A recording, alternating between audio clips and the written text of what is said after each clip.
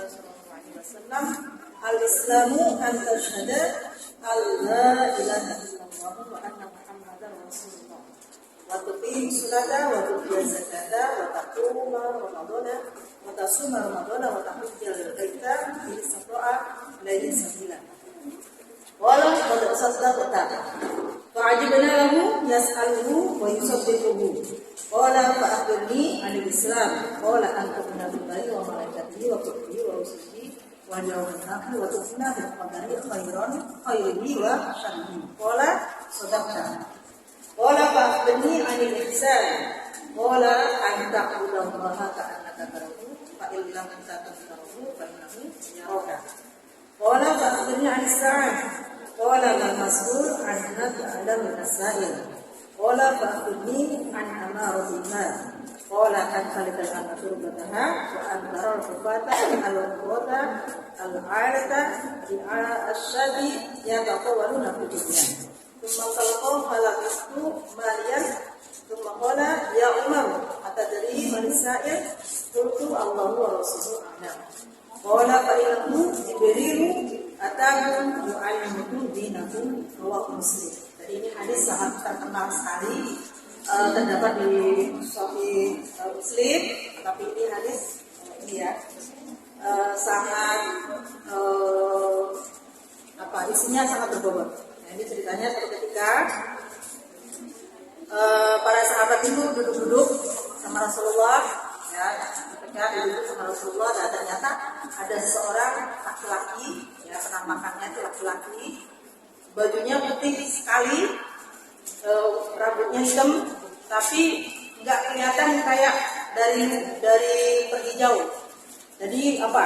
Kan kalau orang dalam perjalanan jauh itu kan biasanya ada bekasnya ya, keringetan, bajunya lecet atau apa. Nah ini enggak sama sekali. Tiba-tiba ada aja muncul aja di hadapan para sahabat yang waktu itu sedang duduk-duduk dengan Rasulullah. Nah, hampir semua sahabat nggak dikenal sama tamu ini yang baru datang. Terus kan para sahabat kalau dengan Rasulullah kan ada jarak ya, kalau duduk pasti mungkin nanti di sebelah sini atau di sebelah sini kan. Nah ini enggak, tamu ini yang datang duduk ya, begitu datang langsung duduk antara lututnya Nabi dan lututnya dia. Jadi lutut sama ketemu lutut. Nah kira-kira gimana para sahabat kan kira-kira? Ini siapa? Gak kenal orang ini, gak pernah melihat. Kalau para sahabat Ansar Muhajirin masih saling kenal, tapi ini gak ada yang kenal. Terus tiba-tiba langsung bertanya, ya Rasulullah,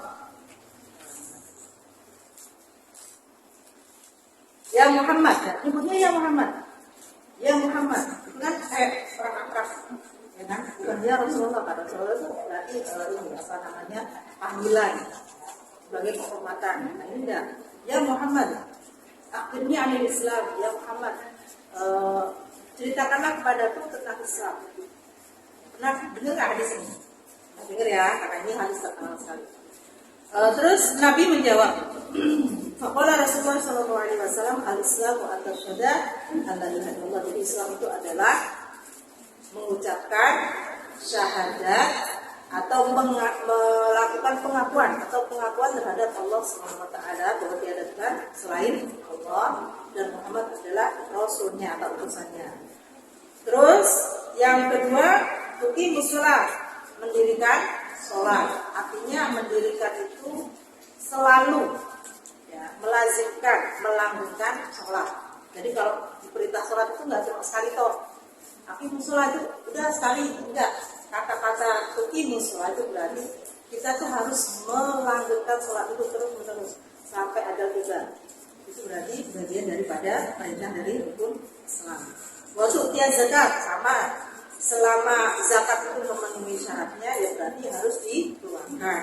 Watasuma Ramadan, selama nyawa kita masih menemui akhir bulan Sya'ban ya, terus besok itu ternyata mulai puasa, nah berarti itu kita namanya wajib puasa. Wa tahujjal baita bil istita'a ilahi sabila. Nah, kalau yang haji itu biasanya dilakukan atau diwajibkan bagi yang sudah mampu. Mampu ini banyak, mampu secara fisik, mampu secara materi, mampu secara sarana. Ya, kita punya duit, punya sehat, tapi pesawatnya nggak ada, tiketnya nggak ada. Nah, itu berarti bagian dari ketidakmampuan. Atau di sana hotelnya penuh, nah, itu juga bagian dari ketidakmampuan. Kalau kayak gitu berarti masih boleh ditunda lagi. Terus setelah diterangkan oleh Nabi Muhammad kepada laki-laki tersebut, oleh sodakta. Nah, ini juga aneh. Nanya, ya, tapi kok iya benar Anda benar ya Rasul, gitu kan. Jadi kan kayak gurui Nabi, ya kan, seperti menggurui Nabi.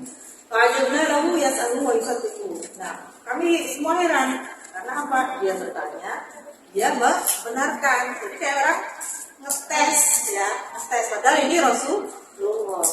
Terus lanjut, faqala fa'akhbirni 'anil iman. Laki-laki tersebut bertanya lagi pada Rasulullah, ceritakanlah kepadaku tentang iman.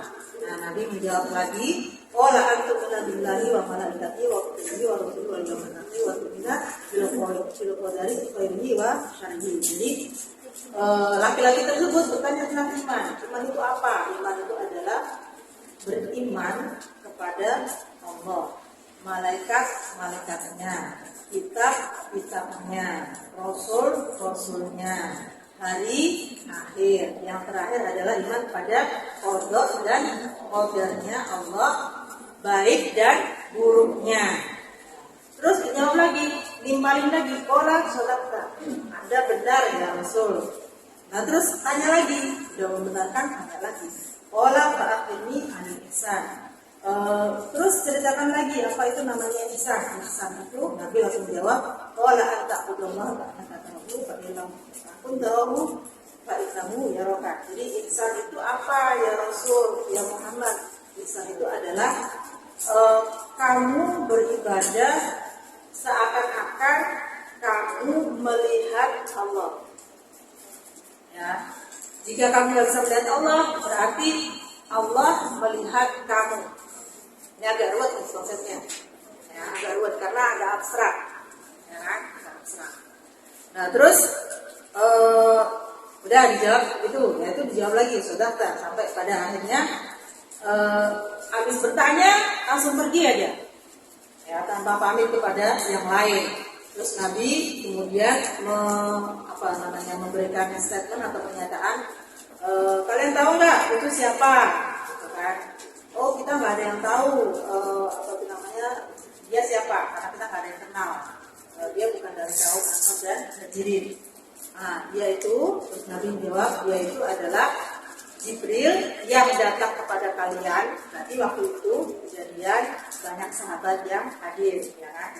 Pada kalian untuk mengajari kalian tentang agama kalian. Nah, itu dia tadi ya. Tadi yang lainnya tuh tentang kiamat dan tanda-tandanya. Yang tiga itu tadi yang jadi fondasi pokok dari agama Islam. Pertama tadi apa? Rukun Islam, rukun iman, dan juga ihsan. Ya. Ada tiga istilah. Satu iman, Islam, dan juga ihsan. Nah, iman itu adalah fondasi dari semua yang akan kita lakukan yang disebut sebagai ibadah. Ya. Nah, iman itu kan tadi beriman kepada Allah, kepada malaikat, kitab-kitabnya, dan rasul-rasulnya, dan juga hari akhir dan seterusnya. Nah, pertama kepada Allah, ya kan, pertama kepada Allah. Ini sudah jelas tiada Tuhan selain Allah. Tuhan itu dalam kaitannya di sini dalam bahasa Arab disebut al-ilah. Al-ilah itu Tuhan yang disembah. Ya, jadi nggak ada lagi. Itu biasanya mengenai kaitannya itu mengenai zatnya. Dia itu siapa? Ya, dia itu adalah yang maha kuasa, yang maha rahman, yang maha rahim. Itu penjelasannya itu ada di Asmaul Husna. Ya. Terus kedua itu mengenai Rob. Rob itu adalah penguasa, tapi lebih ada konkretnya. Yakni pertama pencipta, kedua pembangunan, ketiga pemberi. Nah, itu salah satu adalah bagian daripada disebut Rob. Kan kita di Al-Fatihah ada kan, alhamdulillahi rabbil Rabbil Alamin. Ada disebut Allah, yang namanya, ya itu bagian daripada Al-Ilah, Tuhan. Jadi manusia-manusia ini, makhluknya Allah itu suka menyebut Tuhan tapi menyamakan. Ya itu disebut musyrik atau menyekutukan. Ya kita tuh menyamakan. Ya. Jadi ada Allah itu satu-satunya yang tidak mungkin bisa dipersekutukan karena zatnya yang sempurna, sifatnya yang sempurna. Nah, ini penjelasannya nanti panjang nih. Kita kajiannya beda lagi, nanti bukan fikih tapi ilmu tauhid. Ya. Cuman ada yang saya katakan tadi, balik lagi bahwa fondasi dasar daripada ilmu Islam itu ada 3. Yang satu iman. Ya. Iman itu artinya kalau dikaji lagi para ulama itu artinya menjadi sebuah ilmu tersendiri. Ya, kita buka konsep-konsep itu yang disebut sebagai ilmu tauhid atau ilmu kalam. Ya, ilmu tauhid atau ilmu kalam itu lahir daripada kajiannya tadi yang dari apa itu namanya ajarannya Jibril tadi, mahwal iman, ya kan, itu keluar namanya ilmu kalam atau ilmu tauhid. Nah, ilmu kalam ini sebenarnya munculnya itu paling awal. Ya, mungkin sekitar abad 1 Hijriah atau 2 Hijriah. 3 itu yang paling ramai. Nah, dari sini ya dari ilmu kalam ini atau ilmu tauhid itu akhirnya muncul berbagai macam aliran atau pandangan mengenai bagaimana makhluk itu cara mengimani Allah dan apa itu namanya konsep itu tauhid tadi. Ya kan tadi tauhid kan ada 6 itu tadi kan. Nah, banyaknya aliran itu muncul karena banyaknya atau memungkinkannya interpretasi atau penafsiran terhadap ayat Al-Quran dan juga hadis. Nah, makanya sering kan bisa dengar tadi yang kita bahas ya, ada yang namanya aliran Syiah, aliran Sunni. Mungkin yang lain itu agak sedikit jauh ya, itu kayak Ismailiyah atau mungkin yang sekarang yang baru itu ada Ahmadiyah, pernah dengar nggak? Ahmadiyah, terus ada lagi apa ya? Itu berbagai macam aliran-aliran di dalam Islam yang mana munculnya itu adalah masalah perbedaan perspektif ataupun interpretasi. Munculnya dari mana? Cara mereka memperlakukan ayat Al-Quran itu sendiri. Ini mohon maaf ya, agak berat tapi harus kita bahas sedikit supaya kita juga agak ngerti ya apa yang akan kita ini. Jadi beda-bedanya antara Islam tadi. Nah, sampai sekarang ya yang paling banyak atau namanya yang paling banyak dianut ya. Memang umat Islam banyak, tapi ternyata cara mengekspresikan itu ternyata berbeda-beda. Mengikuti siapa? Para ulamanya masing-masing. Ya, jadi nanti kalau misalkan kok itu alirannya begini, kok begini, jangan bingung. Itu karena memang sumbernya itu ya dari Al-Quran itu sendiri itu memang memungkinkan untuk berbeda. Asal tahu metodenya, pemahamannya ya, bukan Al-Qurannya. Kalau Al-Qurannya satu, ya. Tapi pemahaman mengenai ayat tersebut itu pasti berbeda-beda. Sepanjang zaman, dari sejak zaman Rasul sampai sekarang, memungkinkan untuk dilakukan lahir namanya interpretasi baru atau tafsir baru. Sering dengar kan namanya kata tafsir ya? Ya.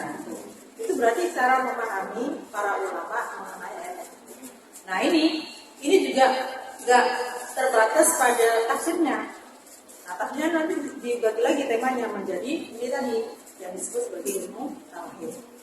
Ilmu tauhid itu nanti kita akan dengar misalkan kalau Ahlussunnah itu cara menilai atau membuat kesimpulan tentang Allah begini.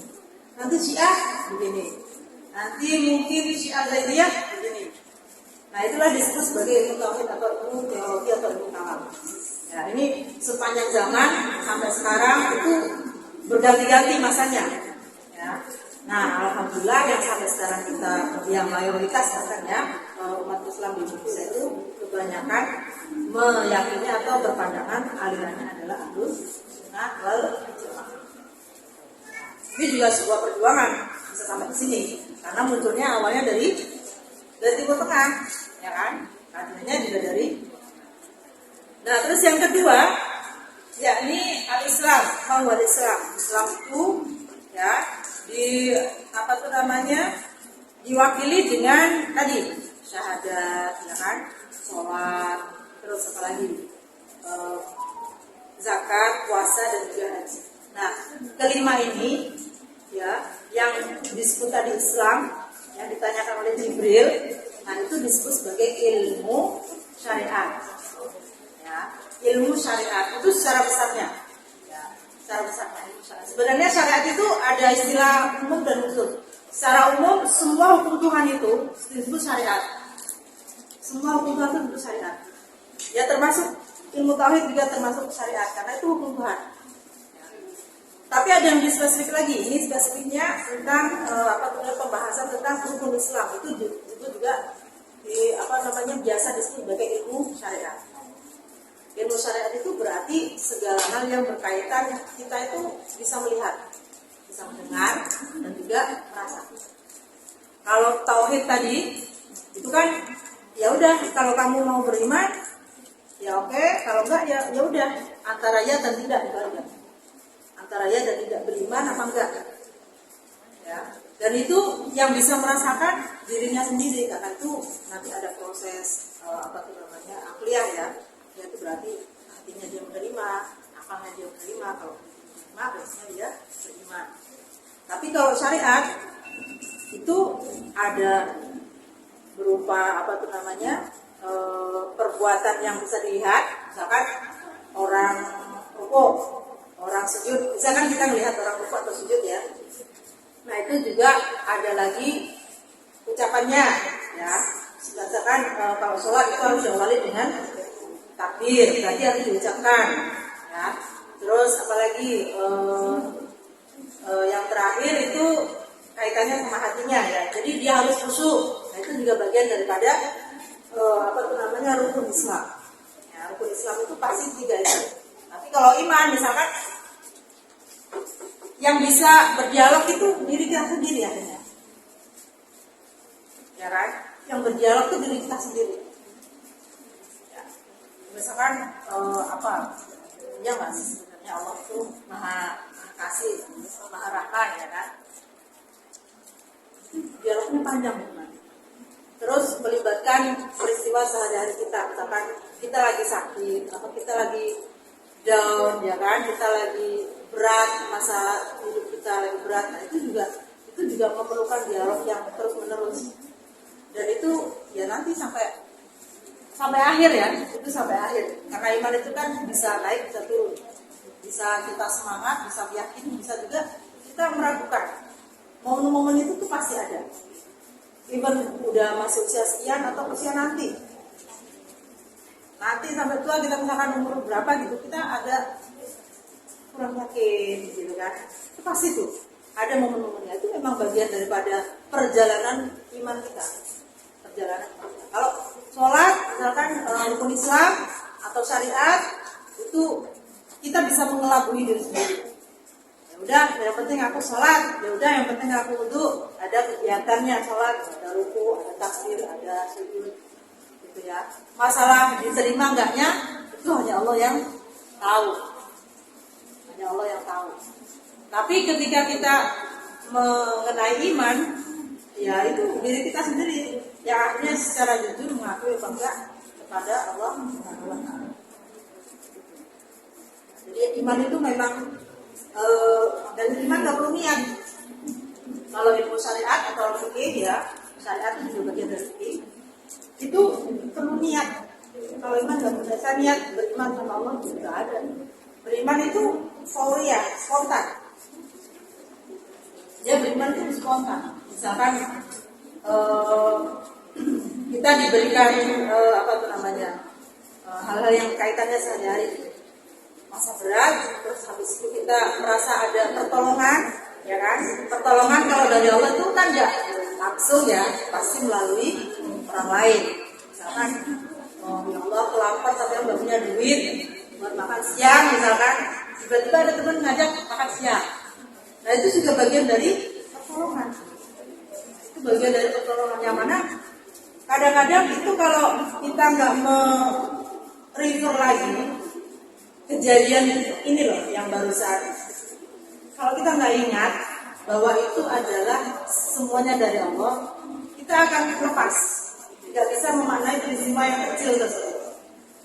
Ya, nggak bisa memaknai. Kita kan hanya cara ajakan makan dari teman kita, yang mana saat itu kita lagi tidak punya uang, misalkan ya, nggak ada sama sekali gitu kan. Terus kita maknanya, oh ya asik, ada teman itu ngajak makan gitu. Peristiwanya jalan gitu aja. Padahal itu sebenarnya proses juga untuk menambahkan keyakinan kita terhadap Allah SWT. Walaupun masalahnya itu sebabnya atau ya kasusnya atau apa kejadiannya itu sepele.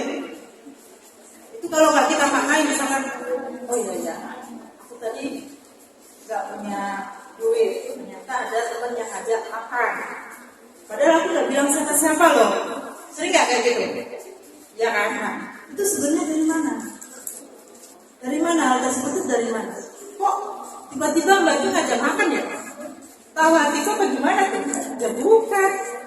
Itu semua karena Allah. Nah, hal-hal kecil kayak gini kalau nggak dimaknai, nggak kita tarik lagi ke yang paling hak, yakni Allah, itu akan lewat gitu aja. Oh ya temanku baik banget sih gitu. Itu toh hanya berarti di sana.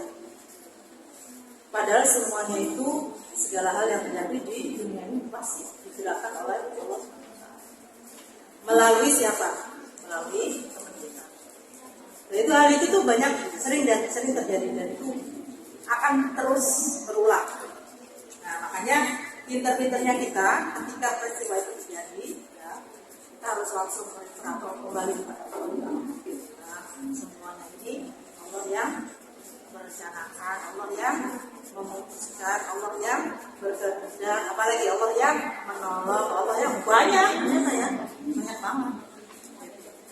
Itu untuk hal-hal yang sepele, apalagi nanti peristiwa besar sudah. Allah akan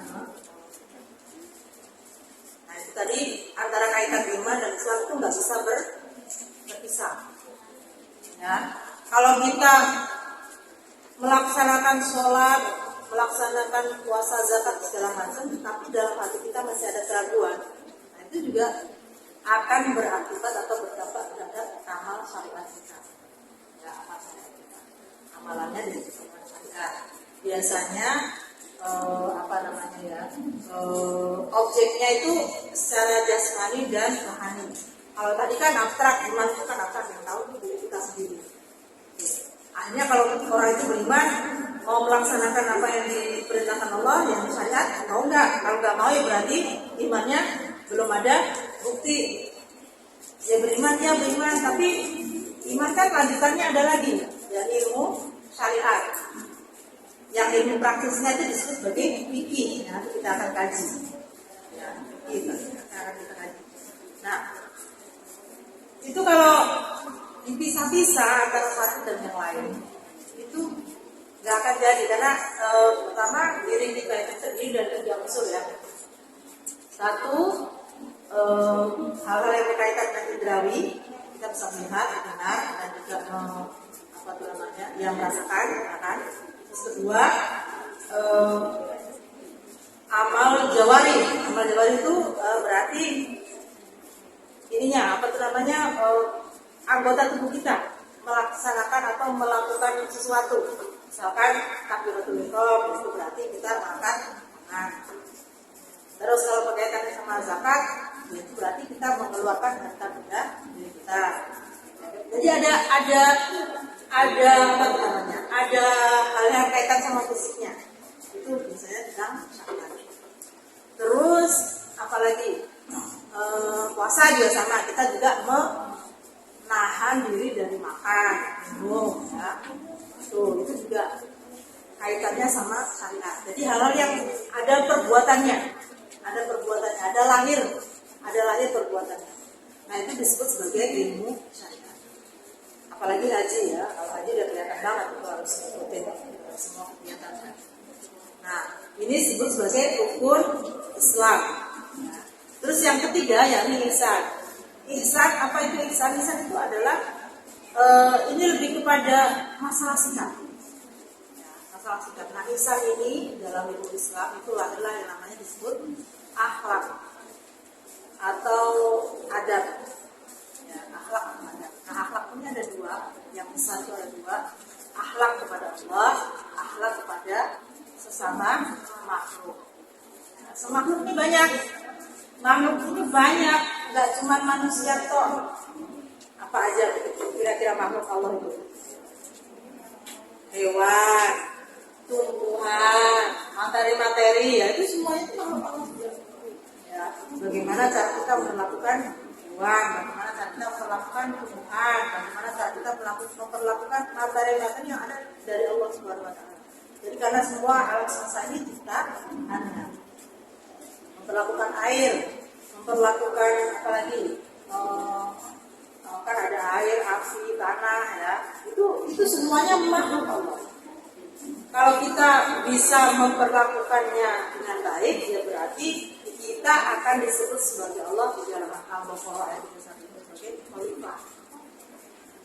Khalifah itu bukan maknanya sempit hanya pada pemimpin politik. Tapi khalifah itu adalah pemimpin di diri kita sendiri. Memimpin diri kita sendiri. Karena diri kita sendiri itu banyak aspeknya. Ya, tadi ada jasmani, ada ruhaniyahnya, atau biasa disebut zahir dan batinnya. Ya kan? Nah, ini kalau kita bisa menserasikan ke semuanya itu sesuai dengan syariat Allah, syariat dalam tanda kutip Allah yang besar, ya, itu berarti kita sudah bisa disebut sebagai Khalifatullah. Khalifatullah. Jadi khalifah itu artinya pemimpin untuk dirinya sendiri. Kalau sudah begitu, ya insya Allah ya namanya apa? Kejahatan, kemungkaran, ya, madorot segala macam itu mungkin bisa diminimalisir. Kalau dihilangkan sama sekali, nggak mungkin, ya. Tapi diminimalisir itu sangat mungkin. Nah, ihsan itu kan akhlak tadi, ya. Seakan-akan kita itu melihat Allah atau Allah melihat kita. Berarti ini masalah kehadiran atau istiqlal, biasanya bahasa fikihnya istiqlal. Kira-kira apa tuh namanya, ini juga berkaitan juga sama iman tadi, ya. Iman. Kalau misalkan contohnya ihsan ini paling baik ini apa? Ya, kan tadi Allah melihat kita atau kita melihat Allah atau Allah melihat kita. Kan Allah zat yang suci, nggak mungkin juga direpresentasikan dengan hal yang bersifat materi. Caranya gimana? Menghadirkan Allah dalam diri kita itu gimana? Allah melihat kita atau kita melihat Allah? Oh, benar-benar gimana? Nah, perbuatan kita sebenarnya tidak lepas dari pengawasan Allah. Itu yang paling penting. Kita selalu diawasi, walaupun Allah itu ada malaikat raqib atid, ya, tapi sebenarnya Allah juga melihat perbuatan kita, dan perbuatan kita itu terdiri dari tadi zahir dan juga batin. Allah melihat kita nih, satu majelis begini melihat kita. Zahirnya juga Allah melihat, batinnya kita juga Allah melihat. Nah, itu bagian daripada ihsan tadi, ya, yang secara simpel.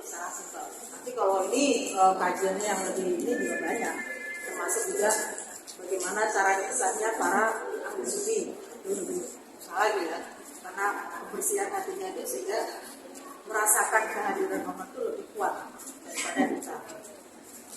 Nah, caranya kita bisa istighfar atau ihsan terus-menerus itu gimana? Ya caranya kita dengan cara melaksanakan apa yang menjadi syariat Allah, perintah Allah, dari yang paling kecil sampai dari yang besar. Ya, sehingga nanti kan tadi perbuatan kita kan akan dinilai, ya, dari zahir dan juga batinnya. Nah, batin kita itu nanti akan makin kuat hubungan kita sama Allah Ya, Allah juga akan makin melihat kita karena perbuatan baik kita, ketaatan kita. Nah, akhirnya istighfar itu jadi mudah. Nah, atau menghadirkan Tuhan itu menjadi mudah. Jadi bukan menghadirkan dalam artian wujudnya atau apa tuh enggak. Tapi secara simpel ya bagi kita orang-orang itu adalah ketaatan kita. Kita selalu menaati Allah, itu juga bagian daripada ihsan. Karena ujung-ujungnya ihsan kan tadi ketaatan kepada Allah dan juga baik ya, berakhlak kepada Allah dan juga berakhlak kepada makhluk. Jadi setelah ihsan itu kita jadinya akan nyaman, nggak butuh lagi penilaian orang lain, nggak butuh lagi penilaian orang lain. Orang mau melihat kita secara zahirnya itu nanti begini atau begitu, itu udah nggak ini lagi. Kita menjadi ringan melaksanakan atau menjalankan perintah Allah, nggak jadi berat lagi. Nanti dibilang lagi, aku ingin sholat dia dilihat sebagai orang yang solid, nggak kayak gitu. Nanti ketergantungan kita terhadap makhluk itu tidak akan berkurang. Begitu kita juga menghadirkan ihsan di dalam. Oke ya, dari sini ihsan itu nanti lahir namanya akhlak. Ya. Nanti lahir namanya akhlak atau adab. Nah ini nanti banyak bahasanya banyak. Ini hampir semua seni kehidupan kita itu pasti ada yang namanya akhlaknya, tata caranya. Ya, pernah kan dengar hadis yang barang siapa yang beriman pada Allah dan hari akhir harus menghormati tetangganya atau menghormati tamunya. Ya kan pernah dengar ya itu ya. Terus apa gitu kaitannya itu bagian dari pada akhlak. Oke, dari sini ada yang mau ditanyakan? Tanyakan di prolognya, Mbak. Jadi dari iman itu nanti akan lahir namanya ilmu Islam yang disebut sebagai ilmu tauhid atau ilmu kalam. Dari Islam ya yang disampaikan di pertanyaan oleh Jibril tadi, itu akan lahir namanya syariat ya atau ilmu fikih. Praksisnya itu ilmu fikih. Terus dari ihsan yang tadi disampaikan oleh Jibril dan dijawab oleh Nabi itu adalah nanti lahir namanya ilmu akal. Praksisnya. Oke, dari sini ada yang mau dipertanyakan? Nah, nanti lahir tuh ilmu Islam yang sekian banyak, gak cuma 3 itu, tapi itu pokoknya, paling pokok, paling paling mendasar. Itu paling mendasar. Nanti ada fikih, ada fikih, nanti ada tafsir ya, nanti ada lagi ya sejarah peradaban Islam itu juga dibangun dari hadis, hanya memicu. Oke, dari sini ternyata kita udah 12-14 ya. Ada yang ditanyakan? Silakan dicerna dulu.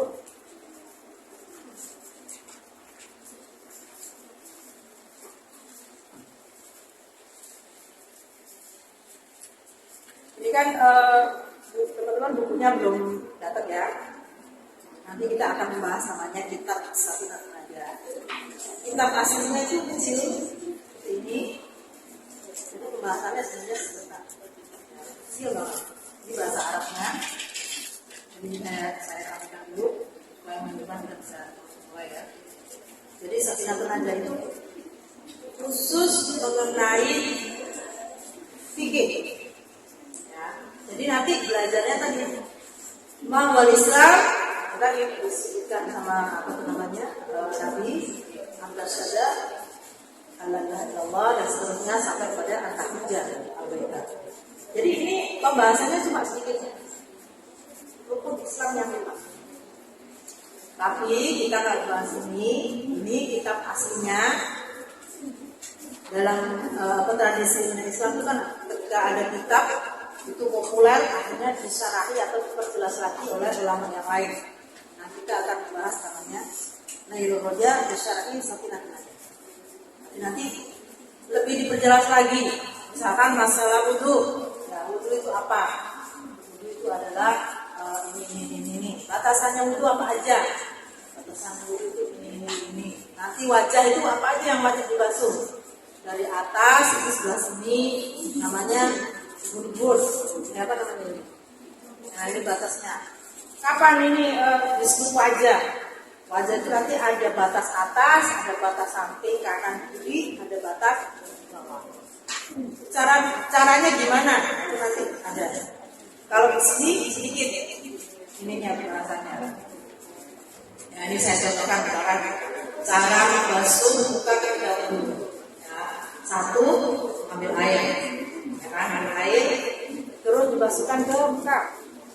Jangan lepas. Terus nanti kita kan ada batasan wajah ya, belajar batasan wajah. Wajahnya nih diusap sama air. Terus muter. Jangan dilepas. Kalau dilepas itu berarti udah hitungan kedua. Sedangkan ukur itu adalah melaksanakan semua batasan wajah tadi. Jadi mengusapnya itu harus sempurna. Bahkan kalau bisa lebih.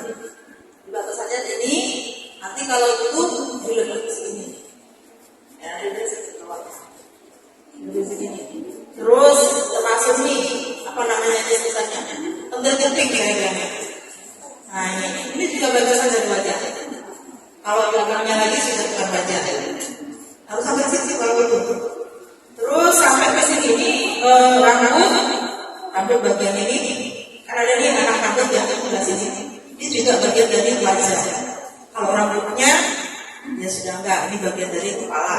Tapi ini adalah bagian dari wajah. Ini juga wajib dibasuh. Yang atas, ini ada rambut kecil-kecil, itu juga bagian dari wajah. Itu batasnya. Sunnahnya itu dilebihin sedikit. Kalau kita basuh muka, belum selesai semua wajah ini kita basuh, berarti ada yang nggak sempurna, ada yang kelewatan. Misalkan ini semuanya udah, lupa ini hidungnya sebelah sini belum. Karena hidung sebelah sini itu bagian daripada wajah. Kalau yang di dalam dikit sudah enggak.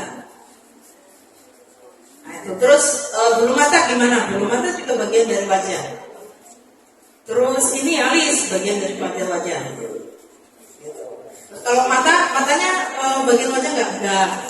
Tapi matanya utuh kalau kita utuh. Nah, itu juga yang akan insya Allah kita pelajari. Ya, tangan juga sama. Tangan itu bagian dari tangan itu apa aja? Dari tangan sampai ke siku, tunanya sampai lebih. Nah ini caranya gimana? Caranya seperti ada baik. Ambil air, dari tangan yang dari dulu ke bawah, terus sini. Nah ini insya Allah akan terbasuh semua dengan air. Gak boleh terus kita ngapain tangannya dilepas, balik lagi ke sini. Nah itu dari hitungan kedua. Ya ada hitungan kedua. Berarti yang ini tadi disebut sebagai tangan belum selesai dong ya. Belum selesai. Ini baru tangan yang sebelah sini. Ada ini tangan itu harus wajib ke semuanya. Ini jangan buru-buru, putar dulu, baru dilepas. Itu hitungan 1. Nanti tangan kiri ke bawah. Dalam dulu ini namanya tangan dalam. Terus ke bawah. Diulang lagi, nggak apa-apa. Diulang ini belum bagian dari 1 hitungan. Kalau ini belum dilepas sampai sempurna semuanya. Jadi jangan buru-buru kalau ya, itu baru disebut 1. Yang 1 itu wajib, yang 2, 3 itu adalah sunnah. 1 itu wajib ya kalau wudu ini. Nanti kan kita biasa nih wudu 3 kali ya kan, 3 kali. Sebenarnya yang wajib itu 1 yang harus disempurnakan semuanya. Jadi makanya kita harus tahu definisinya wajah itu apa, tangan itu apa, kepala itu apa, kaki itu apa. Setelah itu kedua, ketiga itu bagian dari sunnah. Awal-awal memang kita agak susah ya. Nanti makanya kita praktek dulu. Mandi juga sama. Gimana mandi pesannya? Mbak di sini. Kita akan bahas nanti masalah mandi. Ini yang paling yang usia juga ya, mandi masalah mandi. Gimana masalah mandi itu? Kan perempuan pasti tuh 11 kali mandi. Yang kalau suami istri ya udah pasti ya. Nah, itu mandinya pasti sering gitu. Nah, itu kewajiban dari suami dan juga istri untuk mengetahui cara-cara mandi besar. Tapi kalau perempuan sudah pasti kalau balik ya pasti wajib mengetahui caranya mandi. Kapan waktunya mandi? Bagaimana caranya mandi? Apa saatnya mandi? Nah, itu juga bagian daripada yang insya Allah akan kita pelajari. Memang ini kalau belajar fikih itu praksis ya Mbak. Praksis itu praktek aja gitu loh. Tapi itu memang ya begitu lama, memang harus. Karena Pak Nabi juga begitu. Kita kan selalu mencontohnya dari Rasul. Oke, dari sini ada yang tanyakan? Apa udah buru-buru nih mau makan siang? Masih ada waktu 5 menit.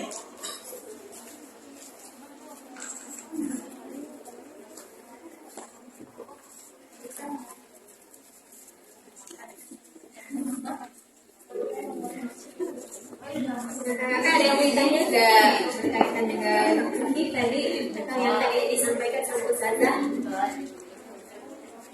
Ada?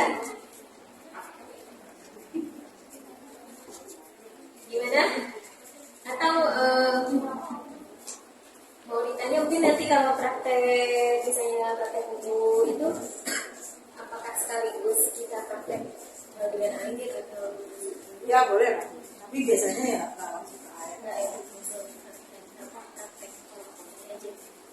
Terus ini juga pengen saya usulkan ya kalau diterima. Jadi karena Al-Fatihah itu membaca Al-Fatihah kan bagian daripada rukun sholat, ya kan? Sholat. Nah kalau nggak baca Al-Fatihah atau Fatihahnya kurang fasih juga kurang makbul ya. Nah kalau bisa kita juga memulai tahsin Fatihah aja dari mulai basmalah sampai ayat terakhir ya ayat 7 walaupun dari mulai ininya makhrajnya sampai pada cara bacanya ya. Kalau tahsin itu ada 3 makhraj, cara mengeluarkan hurufnya, sifat hurufnya dan juga bacaannya ya, ada 3 itu yang dibahas tuh. Jadi objeknya itu 3. Jadi misalkan membaca wudu. Ini udah sering tahsin belum teman-teman yang di sini? Hah? Udah pernah tahsin? Ya. Cara membedakan antara hamzah sama ain itu juga bagian dari pengucapan makhraj. Ya. Jangan sampai keliru. Nanti kalau keliru berarti kita menukar huruf tersebut. Kalau jatuhnya di dalam Al-Fatihah ya nanti sholat kita kurang afdol ya. Nah, makanya banyak problem di dalam pembacaan Al-Quran itu.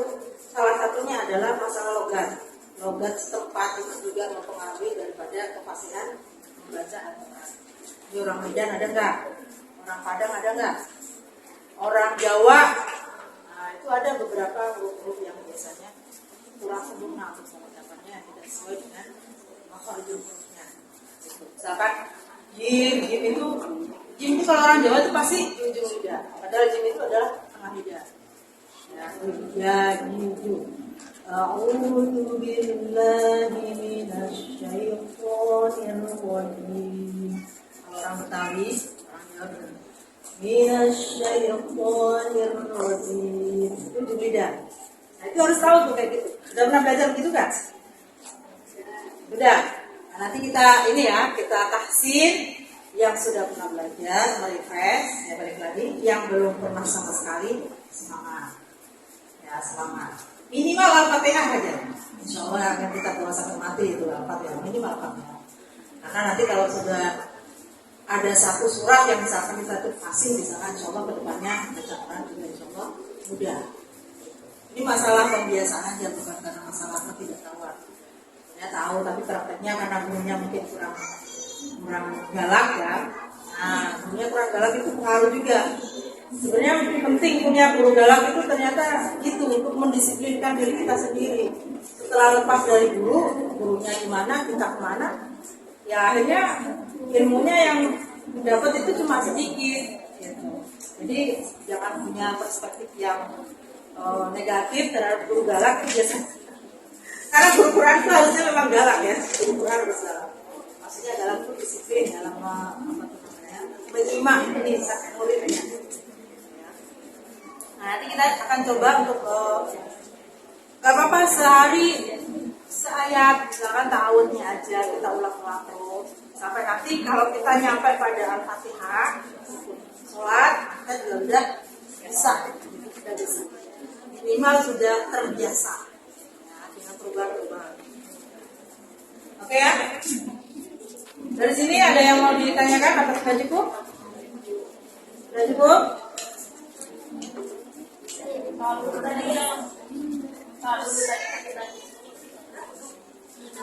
iya, tahu dulu saya. Kita untung berapa? Itu kalau misalkan soalnya kalau misalkan apa kan tadi itu kan kayak ini kan masih dulunya udah cover ya, maksudnya udah tertutup gitu kan, nggak enak kalau kita bukan gitu kan. Kalau dia udah tertutup gimana? Kalau misalkan terminal, restoran gitu-gitu kan masih ininya masih campur malah kan, ya cowok itu kan. Menutup aurat itu wajib ya, enggak. Saya enggak mewajibkan secara mutlak.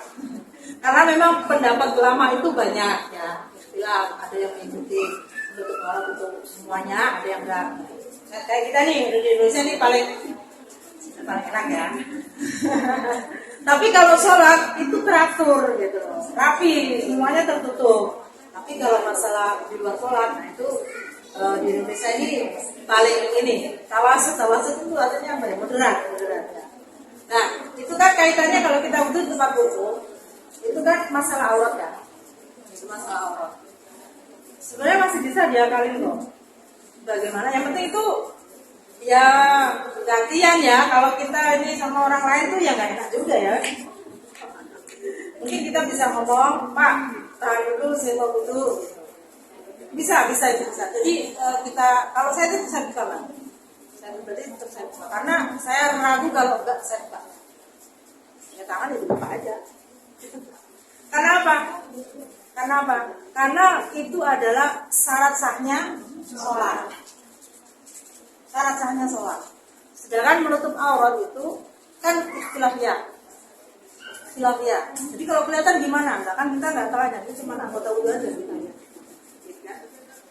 Itu saya buka, ini juga saya buka, kerudung saya buka. Saya nggak masalah kelihatan aurat sedikit, asalkan wudhu saya sah. Karena begitu kita mau sholat, wudhunya nggak sah, kan nanti sholatnya nggak sah. Tapi berat mana? Kalau menurut saya sih berat wudhu ya. Ya kalian bisa, misalkan kalau pakai apa ya? Kalau kerudung yang kayak gini kan enak ya. Buka kan 14 ya, rambut tutup. Makanya suka pakai apa? Dalaman ini cukup ya, supaya kita juga kalau kondisi-kondisi seperti itu kita juga mengantisipasi ya, sebagai bagian dari antisipasi. Gitu. Terus kan ini nanti bagian kepala ini kan banyak, ada wajah, ada kepala. Kalau telinga sunnah ya, telinga sunnah. Yang wajib lagi tangan dan kaki. Kaki itu semata kaki. Itu paling batas minimal. Kalau bisa di atas. Ya. Nah, itu pasti ada caranya. Insya Allah bisa, kalau terampil itu insya Allah bisa. Tapi boleh kita minta orang lain, misalkan ada laki-laki, ya saya mau dulu Pak, tahan dulu ya. Gitu. Itu boleh kita minta begitu. Ya, jadi nggak usah takut. Itu juga meminimalisir aurat kita terbuka pada Allah. Kan ini juga saya menjaga hukum, tapi juga menjaga hukum juga. Menjaga hukumnya apa? Hukum wudhu. Menutup aurat juga menjaga hukum juga. Ya, ada lagi? Sudah? Oke ya. Kita tutup hari ini dengan bacaan hamdalah. Mudah-mudahan apa yang kita kaji hari ini menjadi berkah buat kita semua. Ini tadi masih prolog ya, sambil kita menunggu masing-masing memegang buku. Dan insya Allah pasti banyak catatan. banyak catatan maksudnya banyak nyatet terus. Kalau nggak gitu nanti kita nggak paham apa yang sudah disampaikan. Nah kalau sudah gitu nanti mau praktek ya, mau praktek khususnya untuk duduk dan juga sholat. Oke, terima kasih. Assalamualaikum warahmatullahi wabarakatuh.